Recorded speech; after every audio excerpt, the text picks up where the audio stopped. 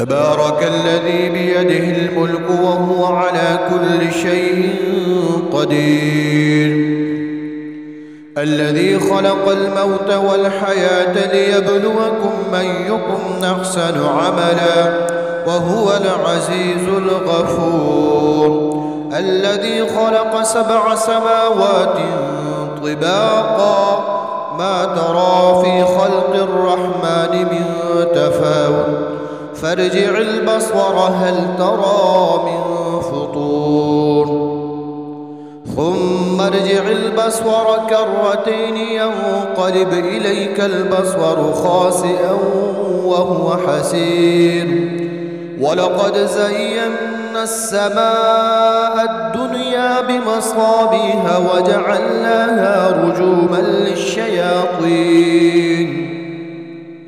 رجوما للشياطين واعتدنا لهم عذاب السعير. وللذين كفروا بربهم عذاب جهنم وبئس المصير.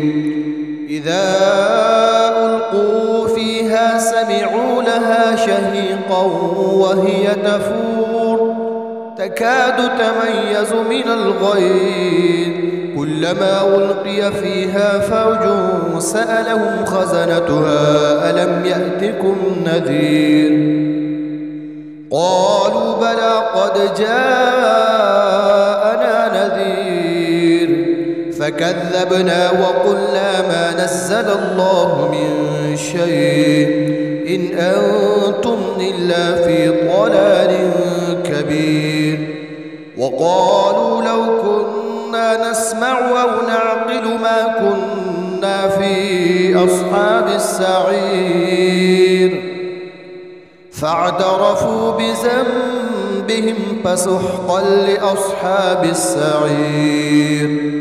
إن الذين يخشون ربهم بالغيب لهم مغفرة وأجر كبير. وأسروا قولكم أو اجهروا به إنه عليم بذات الصدور.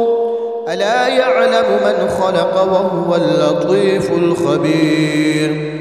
هو الذي جعل لكم الأرض ذلولا فامشوا في مناكبها وكلوا من رزقه وإليه النشور. أأمنتم من في السماء أن يخسف بكم الأرض فإذا هي تمور أم أمنتم من في السماء أن يرسل عليكم حاصبا فستعلمون كيف نذير. ولقد كذب الذين من قبلهم فكيف كان نكير. أولم يروا إلى الطير فوقهم صافات ويقبض ما يمسكهن إلا الرحمن إنه بكل شيء بصير. أمن هذا الذي هو جند لكم ينصركم من دون الرحمن إن الكافرون إلا في غرور. أمن هذا الذي يرزقكم إن أمسك رزقه بل لجوا في عتو ونفور.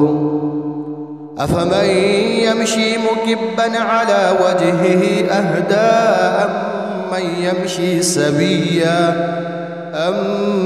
يمشي سويا على صراط مستقيم. قل هو الذي أنشأكم وجعل لكم السمع والأبصار والأفئدة قليلا ما تشكرون. قل هو الذي ذرأكم في الأرض وإليه تحشرون.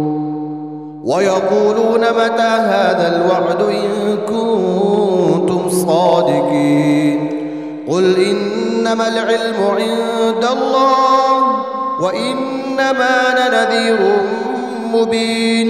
فلما رأوا زلفة سيئت وجوه الذين كفروا وقيل هذا الذي كنتم به تدعون قل أرأيتم إن أهلكني الله ومن معي أو رحمنا فمن يجير الكافرين من عذاب أليم قل هو الرحمن آمنا به وعليه توكلنا فستعلمون من هو في ضلال مبين قل أرأيتم إن أصبح ماؤكم غورا فمن يأتيكم بماء معين